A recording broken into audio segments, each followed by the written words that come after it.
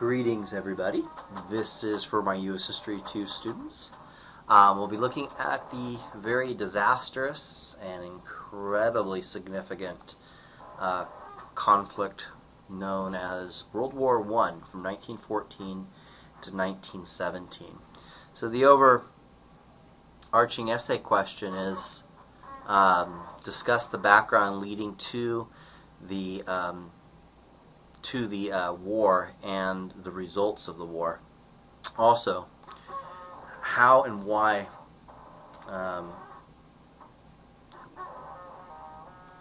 propaganda was used to justify and promote the war. Finally, discuss the suspension of civil liberties during the war.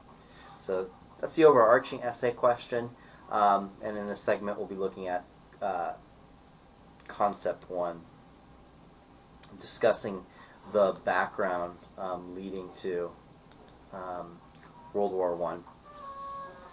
So, the background leading to World War I, there were four basic factors which were responsible for World War I on an international level. The four causes were international social Darwinism, the aspiration of national minorities in Central Europe, the arms race, and the alliance system.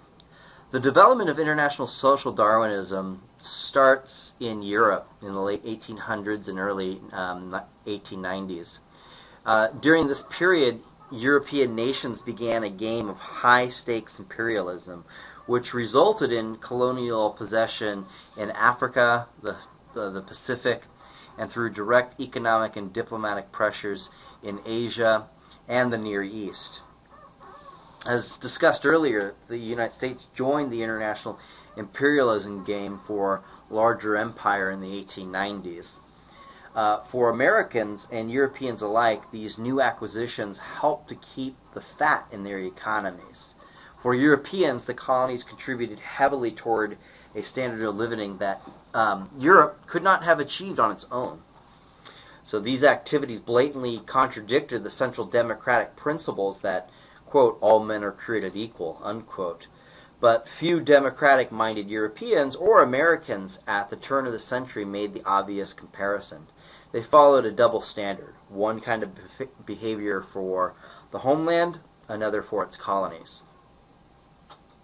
The question of national minorities was almost exclusively a Central and Eastern Europe concern. In the West, most boundaries were a long-standing and followed recognized lines of national allegiance. In Central Europe, Austria-Hungary had one of the most serious minority problems, and the dual monarchy was often referred to less as a nation than a mere collection of nationalities. In the partition that destroyed the independence of Poland in the 1700s, Russia received the largest share. The rest had gone to Prussia and Austria. Hence, from the very start, the Polish problem had involved all three Eastern powers. In order to gain protection from the Austrians, the Czechs and the Southern Slavs looked to Russia for deliverance. The Turks had been the oppressors of the Balkan people for 500 years, and the Balkan drive for national liberation against the Turks, which began in the early 1900s, was completed in the First Balkan War of 1912 and 1913. Independence settled nothing. No Balkan nation was satisfied with its boundaries of 1913. Each had fellow nationals living within its neighbor's borders. It was obvious to any astute observer that the Balkans seen that the settlement of 1913 was no more than an unnecessary truce or an uneasy truce. All of the ramifying conflicts that contributed to the origins of World War I, the Anglo-German naval race seems to be the one that most easily could have been avoided. On any rational grounds, Germany did not need a big navy, for it was basically a land power guarded by the world's most finest army. When Germany's new building program began in 1897, its purpose was to create a fleet that would annoy the British and make them hesitant about going to war. Thus, during the 17 years preceding the outbreak of the war, the naval race embittered relations between Germany and Great Britain. Since the early years of the 20th century, Europe had been preparing for war and basically hoping to avoid it. Peace was maintained only by the precarious balance between two sets of alliances. This alliance system was also one of the main reasons for the war. The Triple Entente, which was made up of France, Russia, and Great Britain, and then the Central Powers, Germany, Austria-Hungary, and Italy. On June 28, 1914, a student from Bosnia who was inspired by the Serbian nationalist movement assassinated the Archduke Franz Ferdinand, heir to the throne of Austria-Hungary, and the Archduke's wife also. The student, his two associates, received assistance from high Serbian officers. Austria was determined once and for all to put an end to the Slavic threat. She presented stringent demands with which the Serbians could not comply, save at the cost of her own independence. Austria was counting on Germany to back her up if things got too tough. Serbia refused to comply with Austria's demand.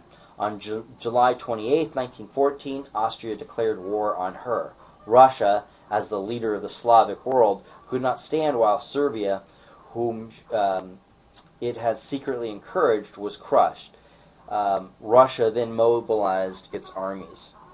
Germany, afraid of being caught between two enemies, declared war first on Russia, then on France. France, in any case, was bound to come to Russia's aid. Great Britain then declared war on Germany, and the First World War begins. Right? In 1915, Italy left the Central Powers and sided with the Allies. In 1914, the idea hardly dawned on the average American that his country might be drawn into war, and there was almost universal determination to stay out of it. American determination to preserve and enforce neutrality transversed class and party lines. However, American entry into the war was precipitated by German submarine warfare, and it's important to know why Germans resorted to submarine warfare and why the United States acted in such a way to force Germany to use its submarines. And then we'll take a look at that later. But yeah, nonetheless, this is all transpiring, all of this very convoluted, complicated stuff, this background information basically, looking at international social Darwinism, the aspiration of national minorities in Central and Eastern Europe, the arms race, and the alliance system. Right, this is basically the beginning of the 20th century, this kind of brewing storm that's just going to explode in 1914. But notice the United States is not yet involved in this war, in this conflict. So at the outset, it's basically called the European War or the Great War. And the United States wouldn't get involved in it until about 1917, and that's basically what we'll look at later. Anyway, thank you guys very much for looking at Concept 1. Let me know if you have any questions or concerns, and I'll talk with you guys later. Bye-bye.